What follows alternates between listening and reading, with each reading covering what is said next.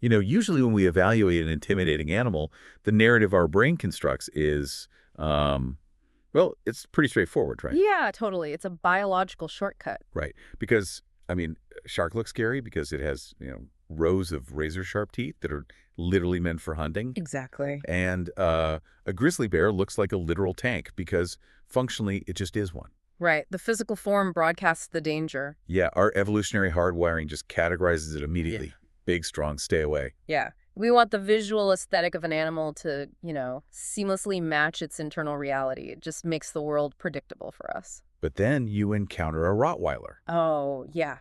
That changes things. Right. And suddenly that instinctual shorthand completely falls apart. You see this massive, muscular, blocky-headed animal, and you brace yourself for something intense and fierce. Right. You're expecting a predator. Exactly.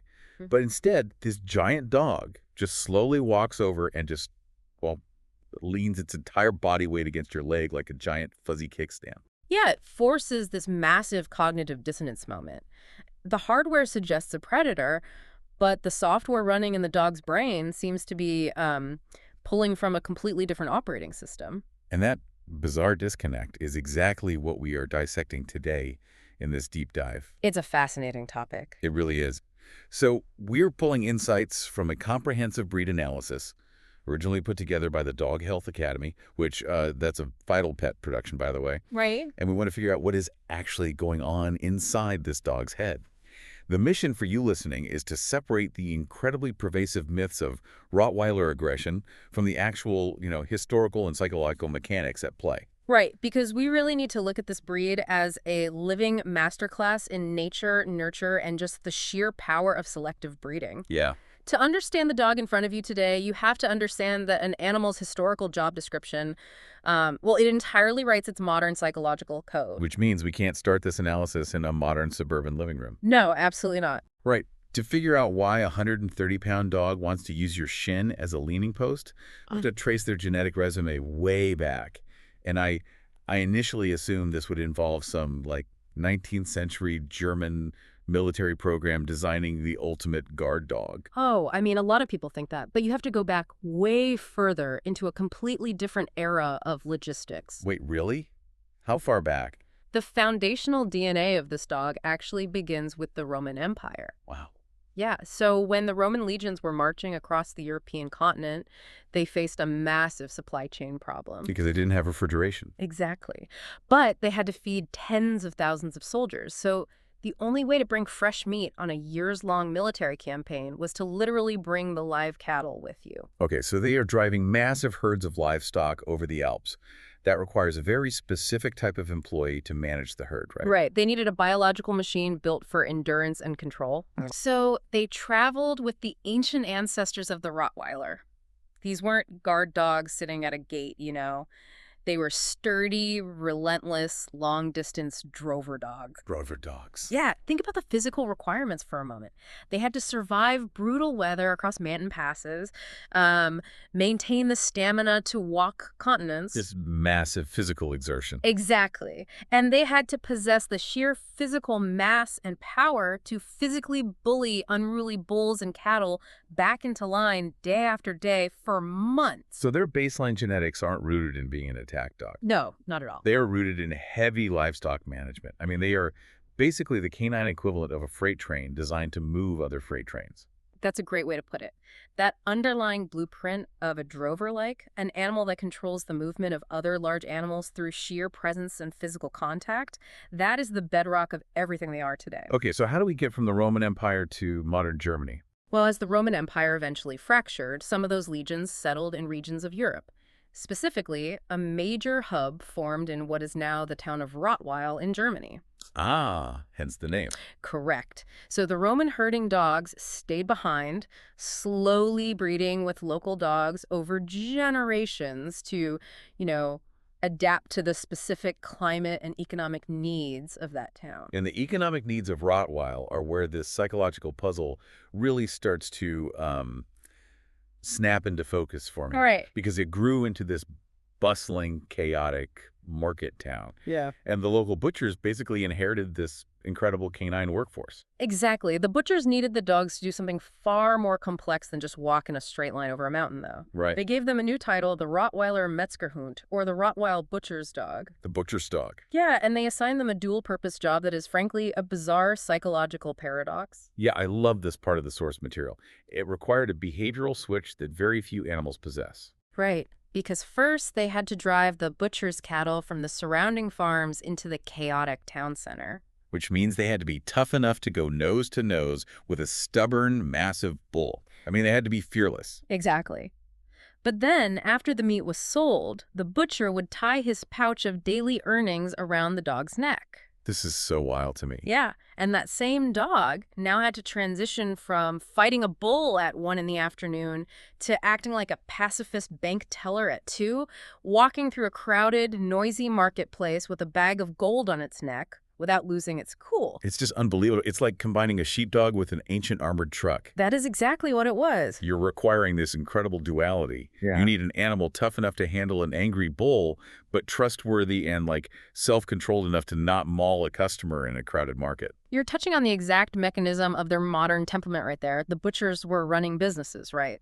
They couldn't afford a dog with a hair-trigger temper. Because that would be a massive liability. Exactly. If you have a highly reactive, aggressive dog in a busy medieval market, you are going to face lawsuits or, whatever the 13th century equivalent of a lawsuit was. Right.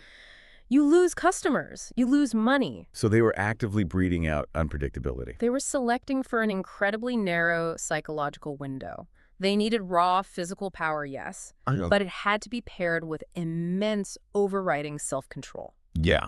They engineered a dog that worked in absolute lockstep with its owner.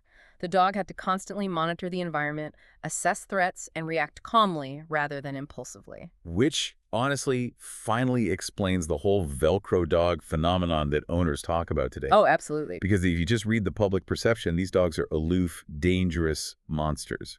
But if you talk to people who actually live with them, they describe an intensely loyal, affectionate animal that acts like a total shadow. And that shadow behavior isn't an accident, it's a retained survival mechanism. Yeah, when you are a butcher's dog navigating a chaotic market, you and your handler must operate as a single cohesive unit. You can't wander off to sniff a stall, right? You have to stay glued to your owner's side to protect the asset. And that physical leaning we mentioned at the very start, the fuzzy kickstand behavior. I realized reading through the behaviorist notes that it isn't just a quirky way of asking to be pet. No, it's not. It's actually a spatial awareness mechanism. Exactly. If the dog is leaning against your leg, they know exactly where you are without having to take their eyes off the environment. They are literally seeking physical reassurance that the unit is still intact. It's a tactile check-in. They are hardwired to need that physical proximity to their flock or their handler to just, feel secure in their job. Okay, but we have to introduce some friction here. Sure. Because you're painting a picture of this deeply loyal, cuddly shadow. But for anyone listening who has a family, the reality is that a Velcro dog that weighs 130 pounds is inherently a hazard. Oh, absolutely. It's a huge consideration. Right. And the canine behaviorists make a brilliant distinction here that shifted how I view large breed safety. The danger with kids isn't necessarily about a volatile temperament suddenly snapping. Right. It usually comes down to pure, unforgiving physics. Exactly. It's mass times accelerations, not malice. A perfectly calm, well-behaved 100-pound dog can accidentally shatter a toddler's collarbone just by turning around too fast to catch a tennis ball. And this is where we really have to separate intent from outcome. Right. When raised alongside children and properly socialized, their historical drive to operate as a family unit makes them deeply bonded to kids. Yeah, they love their families. They view the children as part of the flock they are meant to oversee. But supervision is completely non-negotiable. And the reason for that supervision is space management. Space management. Yeah, you are managing a massive physical object moving through a space occupied by small, unsteady humans. Okay, so if they're so fiercely bonded and gentle with their own family unit, what is the mechanism behind their terrifying reputation with everyone else? Well, it comes down to a fundamental misunderstanding of their working instincts. Like if a stranger walks up to a yard with a Rottweiler in it, that dog rarely runs up with a wagging tail. Why? They just stand there completely still staring. Right. We consistently conflate observation with aggression. Hold on, I have to push back on that a little bit. Okay. If a massive, muscular dog is staring me down in silence without blinking, I don't care if a behaviorist calls it assessing. Fair enough. To a normal human being, that feels like a very real threat. At what point does watchfulness just become like a polite, biological excuse for aggression? That's a great question. It transitions into aggression when the dog lacks the emotional brakes to handle their own assessment. Ah, okay. But the initial stare itself is not hostile. It is the butcher's dog evaluating the marketplace. Think back to the pouch of money. Right, the armored truck. Yeah, a proper guard dog doesn't charge at every single person who walks by. That exhausts the dog and creates total chaos. The biological mechanism at play here is actually called a high reaction threshold. Meaning it takes a lot to actually trigger a physical response from them. Precisely. Their natural instinct is to hold their ground, gather data, and size the stranger up. They are waiting to see if this new variable is a threat to the handler. Yeah. To a human, that silent, unblinking stare feels predatory. But from the dog's perspective, it is a totally neutral data-gathering phase. You know, that concept of misfiring instincts also perfectly explains their dynamic with other animals, too. Oh, absolutely. Because the data shows that if a Rottweiler suddenly takes off chasing the family cat across a yard, the owner usually panics, assuming the dog has developed a killer prey drive. Right, but it's not necessarily a predator-prey mechanism kicking in at all. It is the ancient Roman drover instinct suddenly bubbling up, desperate for an outlet. Exactly. The dog's brain sees a small, fast-moving object breaking away from the group, and thousands of years of genetics just scream, "Rogue calf! I must herd this back to the butcher." They aren't trying to eat the cat. They're just trying to manage the cat's spatial location. Right, which highlights why understanding the mechanics of a breed is so vital. If you think the dog is trying to kill the cat, you treat it with fear and punishment. Which doesn't help. No. But if you realize the dog is trying to herd the cat, you can address it logically by redirecting that working drive into a proper outlet, like obedience training or scent work. And this brings us to the most critical mechanical shift in the entire analysis. There's a core concept in canine psychology from the source material. Genetics provides the foundation, Right. but experience dictates how that foundation is ultimately expressed. Yes. Think of their genetics like a high-performance sports car. Wait. The Roman and German breeding programs dropped a massive, incredibly powerful V8 engine into this dog in terms of physical strength and working drive. That analogy gets us halfway there, but what happens when you have a V8 engine with no steering wheel? Disaster. Right, because that's what early socialization is, right? It's the brakes and the steering wheel. That is the perfect way to look at it. If you don't install the brakes when they are 8-week-old puppies, having that much horsepower becomes a lethal liability. Wow. Socialization isn't just about making the dog nice. It is about exposing that V8 engine to every possible environmental variable, loud noises, strange umbrellas, running children, other dogs, so the brain learns to process those variables as harmless data rather than actual threats. So if a dog goes through that process and they get all that exposure, what does actual mechanical confidence look like in a fully grown Rottweiler? Well, Because if the end goal isn't a golden retriever that loves everyone, what is the biological gold standard for this specific breed? the gold standard is emotional stability. Stability. Yeah, a truly confident Rottweiler is essentially unbothered. They don't pace the fence line, barking frantically at the wind. They assess the mailman, realize the mailman's not attacking the house, and then they literally just go back to sleep. They just chill out. Right. And most importantly, when a guest comes into the home, the dog looks to the handler. If the handler signals that the environment is safe, the dog's self-control takes over, and they become completely polite and neutral. But achieving that neutrality requires an owner who actually understands what they are managing. Oh, 100%. We have to talk about the physical reality of what happens when things go wrong. Because this breed possesses a potent, almost dangerous mix of high intelligence, incredible physical leverage, and an intense working drive. Yeah, the margin for error is incredibly thin. Yeah. A behavioral quirk that is, easily manageable in a 15-pound terrier is a life-altering liability in a dog of this scale. Let's actually break down the physical specifications just to understand why. Sure. We are looking at adult males that routinely weigh between 95 and 135 pounds. Which is massive. It is, and that weight isn't accidental. No, it is functional density. Right. They stand 22 to 27 inches at the shoulder. They need that specific low center of gravity and massive chest capacity to physically absorb the impact of a charging cow. And even their iconic look serves a purpose. I found this part fascinating. The short, dense black coat with those distinct rust or mahogany markings on the eyes, cheeks, chest, and legs. That wasn't bred for dog shows. No, not at all. The black coat absorbs heat and protects the skin from the elements during those long alpine marches, while the short length ensures ice and mud don't weigh the dog down. That makes so much sense. And even the rust markings above the eyes serve a biological function. They act as visual signaling tools. Wait, really? Visual signal? Yeah, it allows the handler to easily see exactly where the dog is looking and assessing, even in low light. That is brilliant. So you take this 135-pound, weatherproof, impact-resistant animal, and you pair it with high intelligence. I mean, they are heavily utilized in modern search and rescue and complex therapy work. Right.